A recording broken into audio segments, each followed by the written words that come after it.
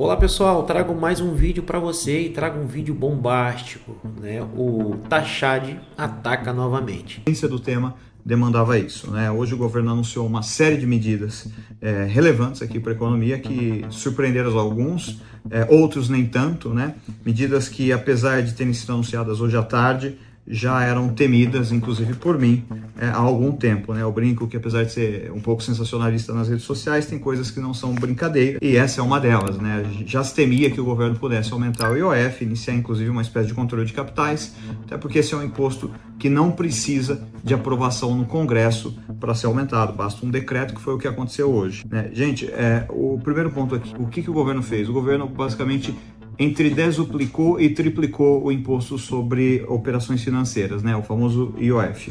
O nome disso pode ser aumento de imposto ou pode ser também entendido como controle de capitais. Quando o governo sobe de 0,38% para 3,5%, ou de 1,1%, depende da modalidade, para 3,5%, isso, além de ser um imposto, um dinheiro que é seu, sendo movimentado para você, para outro lugar, também é uma espécie de barreira de capital. Isso aqui é muito ruim para a economia de N maneiras que eu não posso nem imaginar. Isso porque eu estou falando do primeiro imposto. Foram dois, né? Duas principais vertentes. Ele aumentou o IOF para operações de câmbio, mas para crédito também, né? O crédito é pior ainda o efeito na economia do que o do câmbio. O do câmbio, a primeira coisa, o governo unificou as alíquotas em 3,5% e ainda foi bem engraçadinho. Para quem quer trazer o dinheiro para o Brasil, paga só 0,38%. Ou seja, se hoje, meio-dia, um investidor americano, europeu, trouxe dinheiro para o Brasil, ele pagou 0,38%. Se ele quiser tirar amanhã o mesmo dinheiro, é 3,5%. Então, vejam a insegurança jurídica que se cria para investir no Brasil. Ponto, as regras mudam a qualquer momento, sem nenhum tipo de previsibilidade. Cria-se uma espécie de barreira a investir no Brasil. O investidor, quando vai trazer dinheiro para o Brasil, ele não vai olhar só quanto ele vai ter que pagar para entrar, ele vai ter que olhar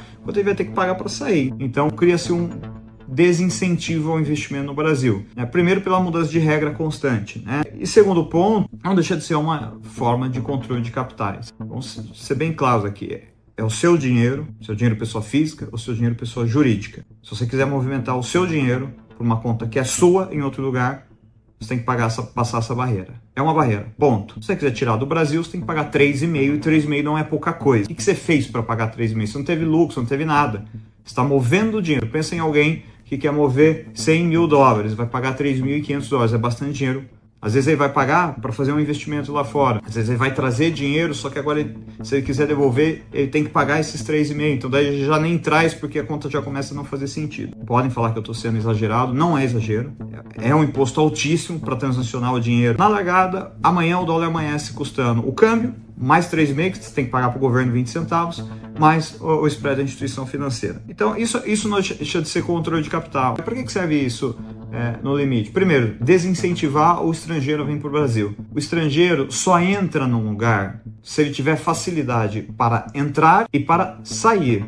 Não adianta só ser fácil entrar, ele não é trouxa. Do dia para a noite, o custo dele para sair explodiu. Isso vai ser colocado nas equações dos projetos e eles vão fazer conta se vale mesmo a pena ou não entrar no Brasil. E além de não ter o efeito de segurar o dinheiro no Brasil, esses controles de capitais, essas barreiras tarifárias costumam gerar o efeito reverso, né? Os agentes, os investidores, as pessoas começam a ficar com medo. Bom, era 0,38 ou 1,1, agora é 3,5, onde vai parar amanhã? A pessoa se antecipa, vai lá e compra e guarda. O que aconteceu na Argentina? As pessoas começam a guardar dólar embaixo do colchão, já começa a aparecer câmbio paralelo de novo. Não é à toa que quando você começa a taxar muito o câmbio oficial, em algum momento surge o paralelo e o paralelo começa a ser o mais líquido. Isso ocorre em qualquer lugar do mundo, né? Não estou falando aqui nenhuma imprecisão, estou falando com base em história.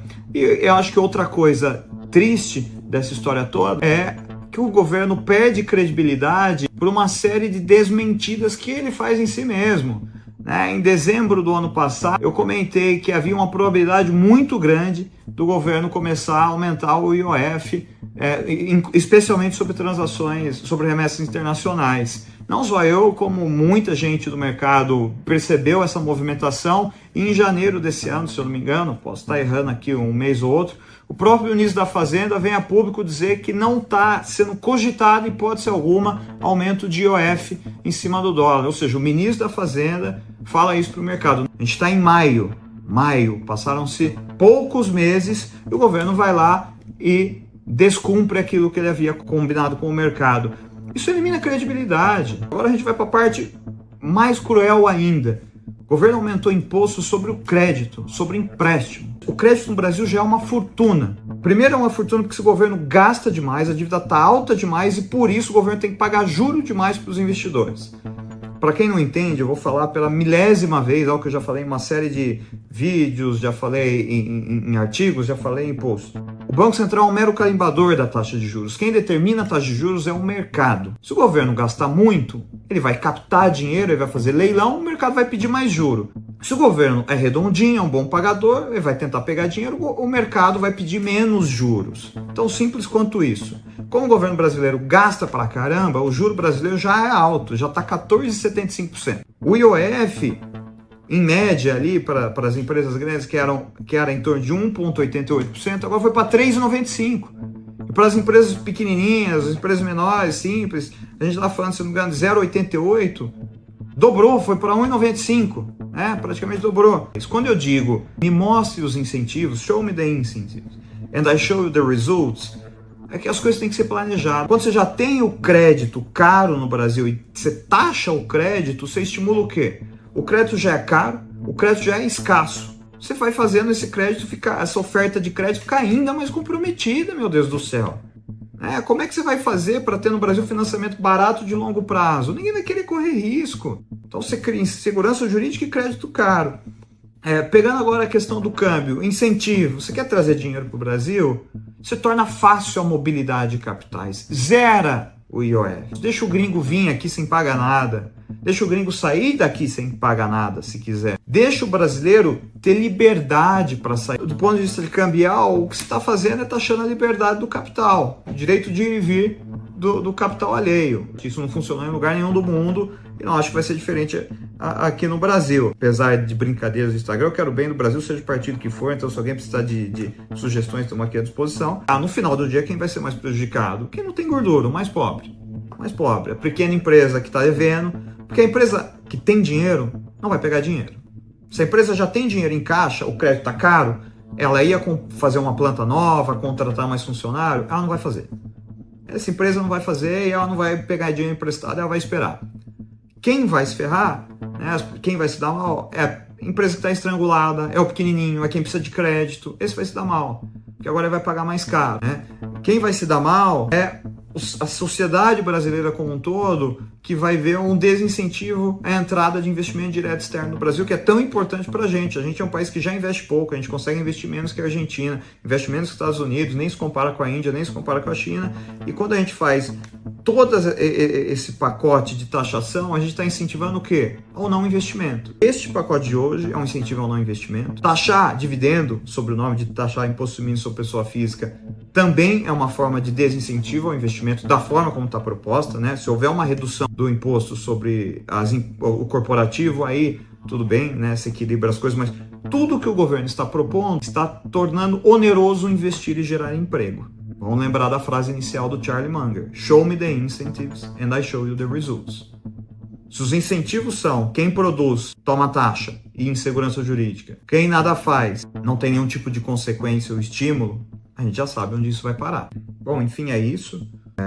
Parabéns para quem já tem o capital em país que trata bem o capital, que é seguro, que respeita as regras do jogo, que não muda as regras do jogo, o jogo andando, que respeita os contratos, que respeita a mobilidade dos capitais, que respeita o dinheiro que você ganhou. Eu espero do fundo do meu coração que o governo reveja essas medidas que trazem uma instabilidade gigante para a economia e que, além de trazer instabilidade para a economia, incentivam as coisas erradas e não as coisas corretas. O Brasil precisa de mais gente querendo investir, o Brasil precisa de mais gente querendo gerar emprego, o Brasil precisa de mais gente querendo trazer o seu dinheiro de fora para cá, com a segurança que se quiser se mexer não tem problema. O Brasil precisa de mais investimento direto externo, o Brasil precisa de menos regulação. A gente está indo na contramão do mundo, a gente está indo na contramão do que dá certo. Pessoal, é isso, desejo boa sorte a todos e amanhã o dólar amanhece praticamente 20 centavos mais caro para todo mundo.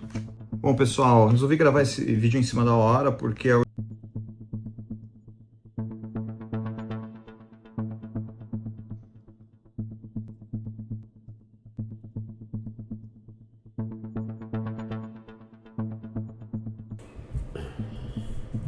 Bem, pessoal,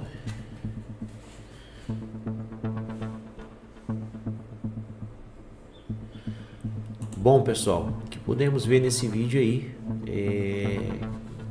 por sinal muito bem explicado. Eu quero deixar o crédito aqui ao JH Fonseca. Eu quero deixar os créditos a ele aqui, que ele explicou com muita propriedade do que se trata, na verdade, e quais as consequências desse aumento do IOF. Consequência, se você usa cartão de crédito internacional, se você faz compra lá fora, envia dinheiro, contrata seguro ou pega empréstimo, prepare que o custo vai subir. As coisas vão ficar um pouco mais caras para você. Isso afeta não só as grandes empresas, né? Mas principalmente o trabalhador comum e o pequeno empreendedor, que é aquele empreendedor que luta todos os dias, aquela empresa que está precisando de pegar um recurso para fazer um investimento, aquela empresa que está endividada. Ou seja, é o brasileiro que luta todos os dias para se sustentar e sustentar a marca do nosso país e tentar sobreviver. A minha opinião rasa sobre esse assunto, a verdade é que fica muito claro, mais uma vez, o governo prefere jogar a conta no colo da população. Enquanto isso, os privilégios seguem ainda intactos, né? Ele não mexe lá no gasto do governo, nas mordomias, ele não mexe. E quem gera riqueza nesse país, cada dia mais, são os que mais sofrem. Se você gosta desse tipo de conteúdo, se inscreva no nosso canal, deixa aqui o teu comentário. Sua companhia para nós é muito importante. Eu vou ficando por aqui. Até a próxima. Tchau, tchau.